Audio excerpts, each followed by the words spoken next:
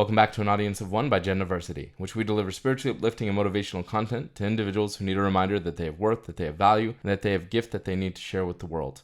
And that regardless of how many mistakes they've made, that it's never too late to make today the day that they change their lives. Everyone who goes through the journey of life is going to face difficulties of varying degrees. And some of us, unfortunately, will face bigger trials than others. And unfortunately, some of us will face bigger failures than others. You're at the point where you're at because you've suffered some major failures and setbacks. Now, we can talk about all the reasons why this happened to you. We can talk about your upbringing. We can talk about your environment, your circumstances, your habits, the people who betrayed you. But at the end of the day, you have to own your own actions.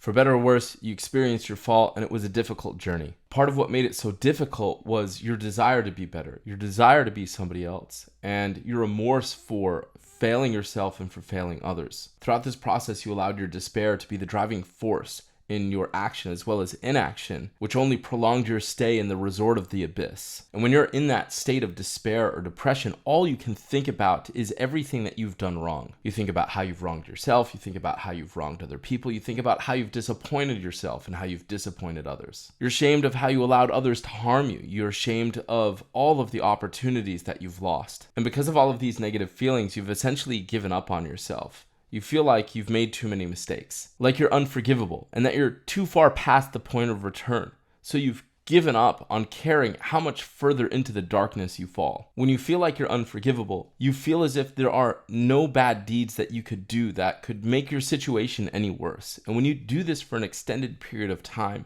it becomes impossible to keep count of the bad deeds that you amass. And we discussed how hard it is to get out of that mindset and to put all of that behind you, to make the decision to change and to move forward. And thank God we're past that point and you've decided that you can no longer continue to subject yourself to this self-sabotage and that you've decided that you need to get yourself out of this situation, and we've talked about a lot of the steps that you can take to do so. Which is that as we continue to try to improve our lives and as we work to become the person that we want to be, that we do not fall into this trap of believing that we have to seek approval from the crowd or from some gatekeepers to step back into our arena. Regardless of whether you feel as if you exited stage left quietly or if you left with a big bang, it can feel overwhelming to try and step back on that stage. You've been through a lot, and you bear a lot of scars for all of the things that you've been through. And you feel as if those scars that you wear are not only visible, but that they are larger and more grotesque than they actually are. Unfortunately, you don't realize that most of the people don't even notice that you've been gone. And the vast majority of people have no idea what you've been through or how you earned any of those scars.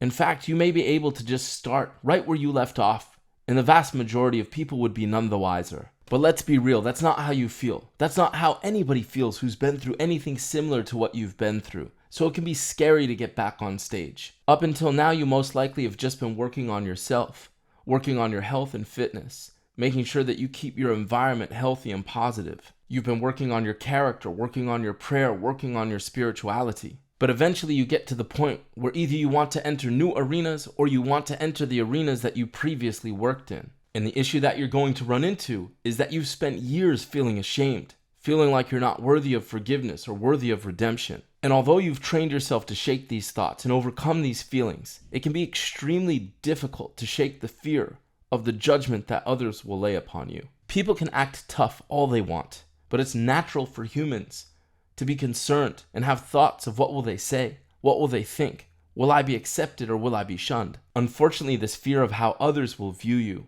can become a barrier to your progress, especially if you think that their opinion matters to the point of inaction. Because if they mock you, if they ridicule you, if they belittle you, if they try to expose or magnify your transgressions, then it will somehow be confirmed that you are whoever they say you are, and that this will confirm every negative thought that you've ever had of yourself, dragging you back into the cycle of feeling worthless and unredeemable. The trap here is that there's no reason to improve, because if you improve, you will be an outcast. No one will accept you. No one will benefit from you. Your efforts will be useless, and therefore you will be useless. And you feel like the second you step back onto that stage, you'll be doing so naked and completely exposed. Everyone will be aware of all of your faults, all of your shortcomings, and all of your transgressions. And all of this will lead to an avalanche of criticism that you aren't sure that you can handle. Criticism that will cause you to fall back into that trap of feeling worthless and feeling like you're unforgivable and feeling as if you are not worthy of improvement and that you're not worthy of taking center stage in your efforts to benefit others. Unfortunately, for most people, this means that they never get back on that stage. And that stage may differ for different people. It could be a literal stage, could be a sports arena, it could be writing, it could be speaking, it could be publishing.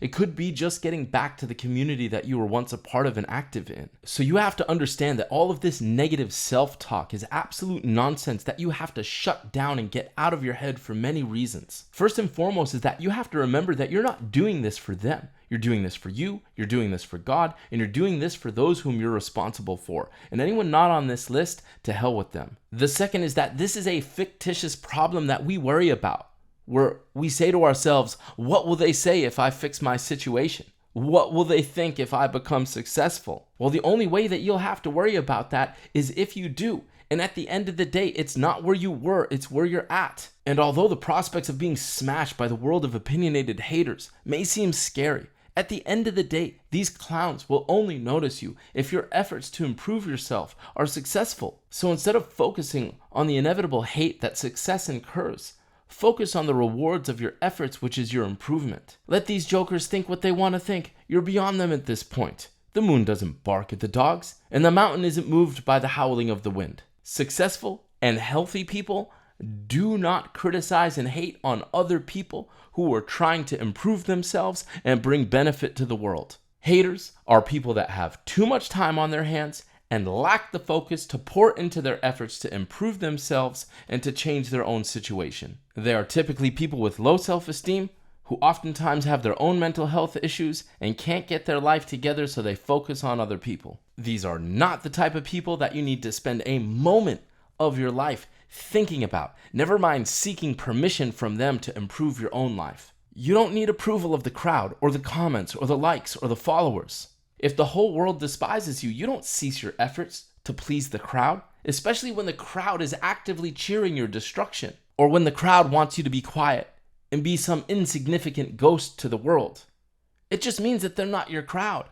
They're not your audience. There are too many people in this world who have social issues, mental health issues, relationship issues, character issues, and who spend too much of their time focused on other people and what they do. And a moment of time in that effort is too much time. Unfortunately, these people are sick. May God help them. But under no circumstances, allow yourself to believe that it's your job or responsibility to turn these haters into believers, into supporters, or to rid their hearts of the hatred that they have for you. Remember, these people are not your people. They're not your audience. But I assure you, there are people that are out there that are waiting for you.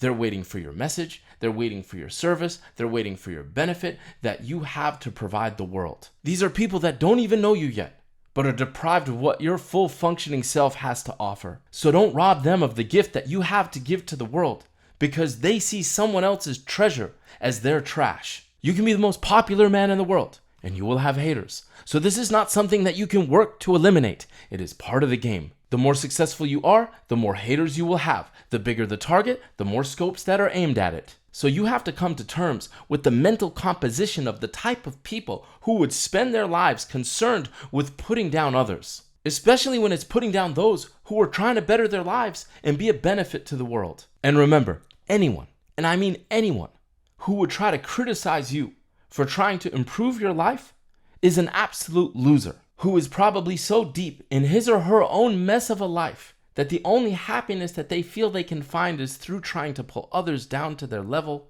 which is just sad, so move on. Another form this takes is not necessarily from the crowd outside of the arena, but through feeling as if you have to have the approval and acceptance and the welcoming of your peers who are inside of that arena. Once you get past this idea of what the crowd thinks, and you get back on stage, so to speak, where you want to contribute something to the world, a lot of us get this idea in our heads that we have to get permission from the gatekeepers. In whatever arena it is, you feel as if you need somebody to welcome you back, as if you need the commissioner to tell you that it's okay to proceed. But unless you're trying to get back into a specific league or association that you've been banned from, you don't need anyone's permission to step back into the arena, and you definitely don't need anyone's approval to improve your life. In every arena in the world, there are going to be peers who are hateful and spiteful.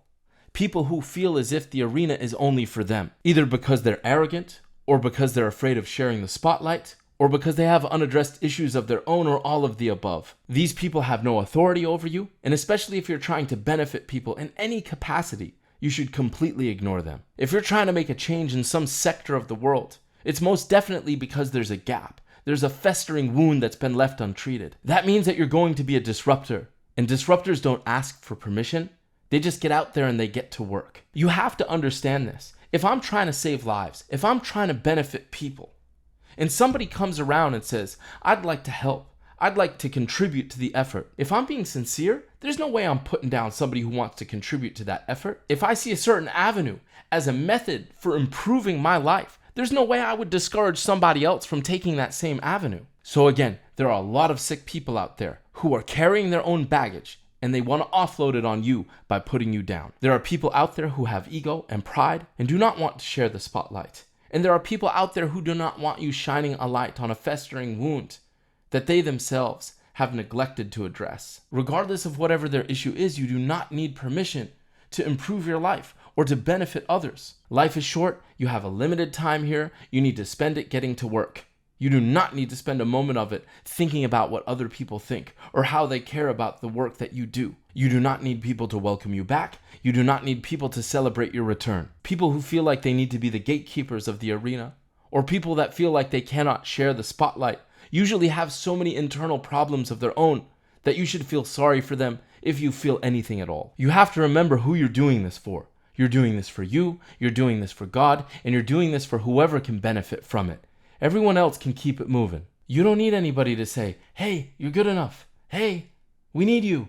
Hey, here's your place. Let's roll out the red carpet. To hell with everyone and anyone who wants you to remain in a place of despair. And anyone that thinks that you have nothing to contribute, or thinks that you need their permission to improve your life or to benefit others. And if you still feel like you need somebody to say it, hey, you're good enough. Your place is right here. We need you. So get after it. Continue to improve your life. Create a stronger relationship with God. Work on your character and find every possible way that you can to benefit the world. Because God knows we have a shortage of people trying.